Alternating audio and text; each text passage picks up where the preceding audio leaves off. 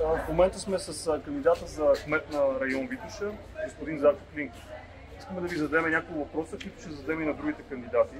Ние сме от Facebook група Княжевец. Това основният въпрос е, по принцип, колко познавате район Витоша? В смисъл, запознати ли сте с целия район? Или те първо навлизате в проблемите? Запознат съм с целия район, като в детайлни проблеми влизам. Много детайлните проблеми ги знам, но част от тях влиза в момента. Понеже всеки район е специфичен, районът ще е доста обширен, има доста различни квартали, примерно от Бояна с манастирски ливади, с вода или села. Всеки си има специфики, наболели теми и, както се казва, някой даже може да ги разбереш само когато си общуваш с определени хора. Това говорим за малки улички, малки ъгли, тъй че процесът е динамичен. Сигурно знаеш, че реално един квартал всеки ден се появяват различни неща. Процесът е динамичен, но аз съм си отворил даже една таблица и всеки ден каквото съм научил, първо си го записвам, след което го вкарвам в таблица и си го отбелязвам по категории. Ясно. За квартал Княжево конкретно, запознати са какви са основните проблеми на този квартал? Да. Какви са те? Един от проблемите е реверсивното движение, което това не го споменаваме. Вторият голям проблем е банята. И сигурно третият проблем бих казал, че е спирката, ремонта на трамвай номер 5, липсата на инфраструктура, липсата на канализация. Мисля, че маркират основните проблеми. И разбира се, булевард Цар Борис. Понеже искам да кажа максимално най-основните, булевард Цар Борис, павета или без павета. Добре. Знаете ли казус около банята какъв?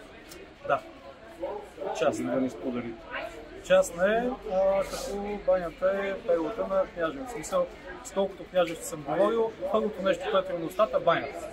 Това е просто е перлата на Княжевец. Всички много ги боли, просто като си говоря с хората, буквално ако не е първото, второто нещо, което казват за банята. Знаете ли какво предвижда общия устройствен план за банята? Да, предвиждаше, че не трябва да е там. Не трябва да е там. Това си оговорих с една дама. Не беше много болно, че трябва да се махне, тя живееше точно някъде около банята.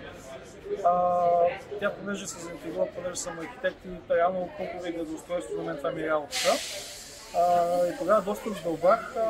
Реално, при добро желание от общината, винаги някой план може да се измени, дори общо устройствен план може да се измени, така че банята се запази и пространството даже около нея да се облагоди, така че да стане наистина перлата на Княжево.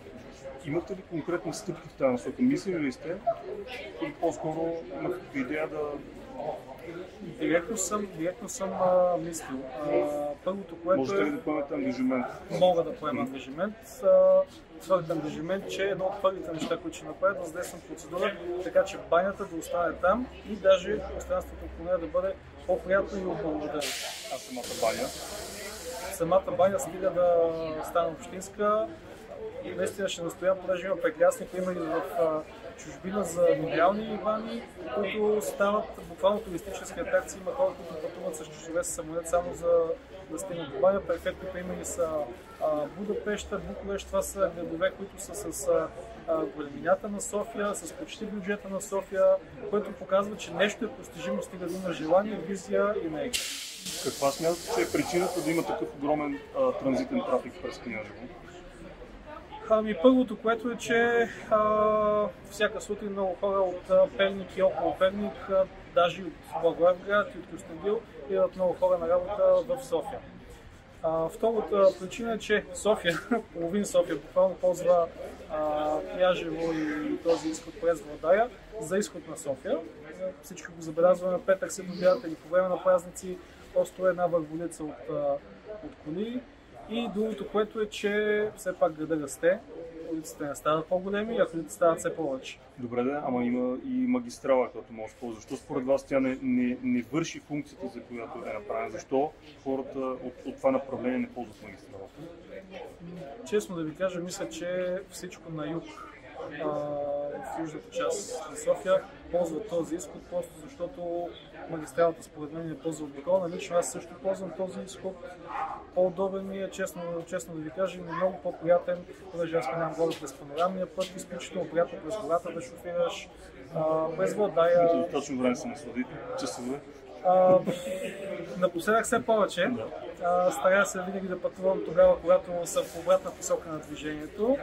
Не винаги се получава, но аз съм човек, който дори да съм в задръстване, гледам да се притеснява, понеже нещо като не зависи от мен, когато съм в задръстване, просто гледам да се наслаждавам. Проблема да не ползват магистралата е недовършеното околовръстно шосе, защото общо взето околовръстен път е почти изграден навсякъде, освен тук в западната част.